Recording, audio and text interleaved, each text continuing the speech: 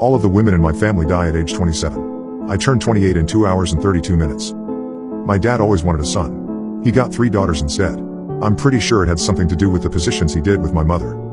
He hated us all, hated my twin sisters, hated my mother. But hated me most of all because I was the last child my mother had before she died.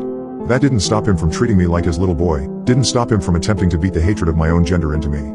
"Quit your crying," he'd snap, "or you'll end up like your sniveling bitch of a mother." After years of that shit, he was shocked that I grew up as a tomboy. I think he hated that even more because I was just a constant reminder of what he never got to have.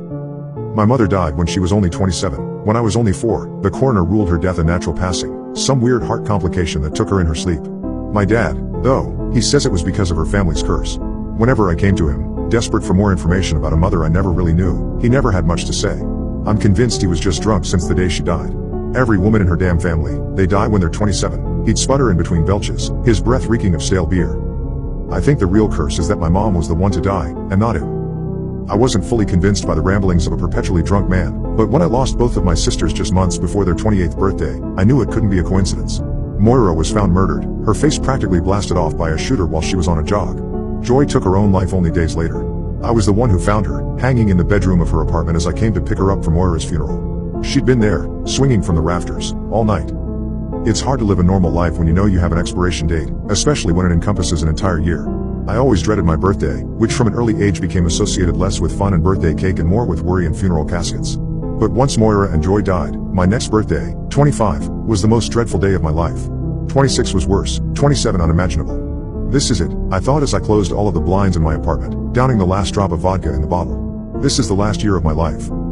27 has been uneventful, to say the least. Why would I make any long-term plans, forge any meaningful relationships when I know they simply cannot last? The worst part of this last year has been simply not knowing when my impending death is coming. It could have been any day within the last 364. It could be within the next minute. I must admit I became something of a recluse, my windows always shuttered, additional locks installed in my door, letting the phone ring through to voicemail, hiding under my covers with the lights out whenever I got a knock on my door.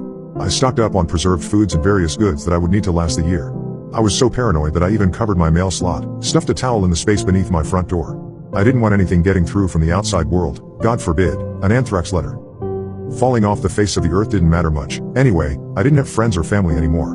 My mother and both of my sisters were dead, and my dad disowned me when I came out as a lesbian after my sisters died. I moved away and severed contact soon after.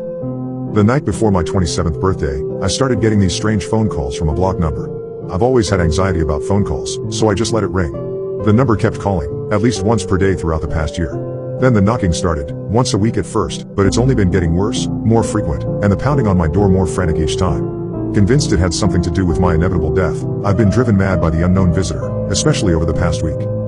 I got ready for bed last night, knowing that tomorrow, today, now, is the day I will turn 28. My time had run out, and I searched for comfort in a bottle of liquor. I didn't find it. I fell into bed, drunk and delirious, and prayed the morning wouldn't come, though I knew it would. I eventually got to sleep, but it was restless and unsatisfying. The kind of sleep where you feel like you have one eye open, always watching.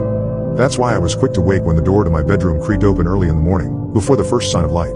I shot up in my bed, glancing around my room in a frenzied panic, at first seeing nothing out of the ordinary other than the door, pushed slightly ajar. A closer look revealed something I'd missed, something that sent my heart racing, froze me to my core. 2 dark figures stood in the empty space behind the half-open door, unmoving, almost like a pair of statues. Waiting. Watching.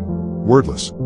Leave me alone, I squeaked, unable to move, paralyzed in the power of their presence. The shadowy figures instead shuffled out from behind the door, creeping slowly towards me in the dark. I knew this would certainly be the end of my life, the fulfillment of my curse, if I didn't act. Suddenly recalling the self-defense methods I'd drilled into my mind, I flipped my bedside lamp on to stun the intruders and reached underneath the table to pull the knife I'd duct taped there a year ago, a 27th birthday gift to myself. As soon as the light flooded the room, though, I knew the blade would be of no use. My intruders were not a pair of assassins, not human ones, at least. In the yellow light of the lamp I discerned the identities of the dark figures. They were my sisters. Joy stood at the foot of my bed, pale, in that same conservative black dress I'd found her dead in years ago, the one she'd picked out for Moira's funeral. Her head hung parallel to her shoulders, neck grotesquely bent from her hanging. Moira was a few steps behind her. I could only assume it was her, considering the severity of her injuries. She'd suffered a gunshot wound to the head, so brutal that we were not allowed to see her after her death, so intense that it had entirely disfigured her face. The lower half of her face had been reduced to a pit of gore, her jawbone barely attached on one side, her mouth mangled, with only several teeth remaining studded randomly throughout the mess. "Why are you here?" I cried, gathering my knees to my chest and holding them tight. Are you here to take me? Joy made a feeble attempt to shake her head, the side of her face only brushing weakly against her shoulder. She waited several moments before putting one of her feet in front of the other, moving towards the side of my bed. As I recoiled instinctively, she slowed her pace. Moira trailed after her until they were both beside me. I whimpered as Joy leaned over me, her head flopping forward suddenly with emotion, neck cracking sickeningly. With her lips brushing against my ear, she whispered, She tried. Her speech was labored and wheezing, as if her vocal cords had nearly been shredded. What do you mean, Joy? I pleaded. Her lips moved against my ear once more, but no sounds came out despite a clear strenuous effort. Moira wagered an attempt at answering my query, but only succeeded in sputtering blood from the gaping wound in her face, ejecting one of her remaining teeth onto the floor as her jawbone swung precariously, barely hanging on. She raised one hand, slowly curling it into a fist before striking her knuckles furiously against my bedpost. The incessant sound startling me, I forced my eyes shut tight and pulled my niece even closer against my chest. Moira's knocking seemed only to escalate in volume, seemed to go on forever, until, finally, it stopped. I cracked my eyes open to find that both of my sisters had vanished, that the light of early morning had begun to spill in through the slats of my blinds. It was just past 6 o'clock, the 7th of June, the day of my 28th birthday. I was born at 9:26 a.m. Once I learned of the curse, I burned the time of my ultimate expiration into my mind. I only had 3 hours and 16 minutes left to live. If I even had that long. Draping my covers over my head, I resolved to spend the rest of my life asleep. I figured I'd rather pass peacefully in my sleep like my mother did than to suffer a fate similar to my sister's. My plans were interrupted, however, by that damn knocking on the door. The interruption usually didn't come so early in the morning. I decided initially to ignore the strange visitor but pulled the blankets back down soon after as a certain sense of familiarity struck me. The pounding on the door reminded me all too much of Moira's knocking just moments before.